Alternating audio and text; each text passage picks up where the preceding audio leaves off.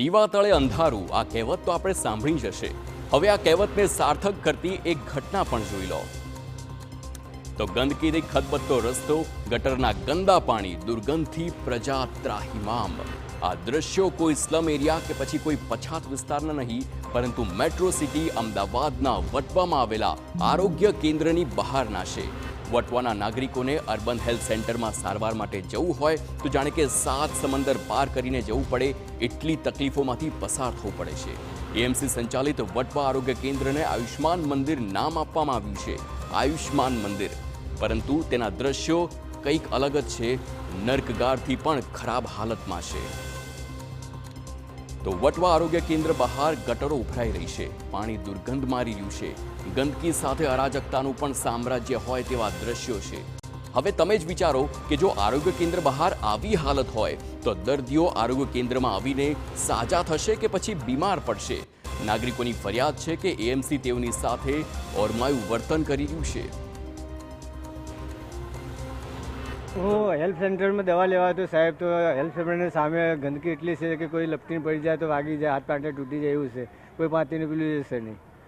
તમે શેની દવા લેવા આવ્યા હતા? ને અત્યારે તાવ અને શરદી ખાંસી ને એ છે, 4 મહિનામાં આ સ્થિતિ છે।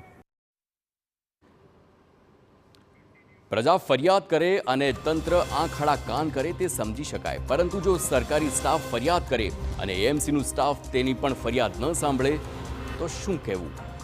ઘટના કંઈક આવી છે। જી હા, વટવા આરોગ્ય કેન્દ્ર દ્વારા ઇજનેર વિભાગને જુલાઈ માસમાં ફરિયાદ કરી હતી। ફરિયાદ કર્યાની મહિનાઓ વીતી ગયા, પરંતુ ન તો સ્થિતિ સુધરી કે ન આવ્યા પ્રશ્નોનો ઉકેલ। અને આજે પણ વટવા આરોગ્ય કેન્દ્રના કર્મચારીઓ સહિત દર્દીઓ અને સ્થાનિકો એક વિકરાળ પ્રશ્ન સામે ઝઝૂમી રહ્યા છે।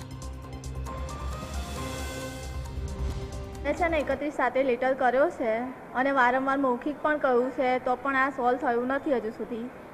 અને અહીંયા છે ને બેન પણ એક પેશન્ટ આવ્યા હતા, એ પણ આવવામાં પડી ગયા હતા અને બહુ તકલીફ છે। આ કેટલા લોકોને પડી જવાની ને આવવા જવામાં તકલીફ પડે? બહુ બધા છે। અમુક પેશન્ટો તો કહે પણ છે કે આવું તમે ક્યારે કરાવશો એ બધું, તો અમે પણ કહીએ જ છીએ આગળ।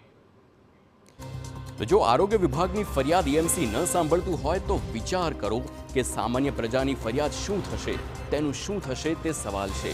અહીં સવાલ એ સર્જાય છે કે કેમ ડ્રેનેજના પાણીની સમસ્યાનો ઉકેલ નથી લાવી શક્યા? કેમ આરોગ્ય વિભાગની રજૂઆત એએમસીનું તંત્ર કાને નથી ધરતું? કેમ પ્રાથમિક સુવિધા આપવા એએમસી ઠાંગા ઠૈયા કરી રહ્યું છે? શું આ વિસ્તારના લોકો કોર્પોરેશનનો વેરો નથી ભરતા? તેવા સવાલ છે। વેરાની પઠારે ઉઘરાણી કરાય છે તો સુવિધા આપવામાં આનાકાની કેમ થઈ રહી છે?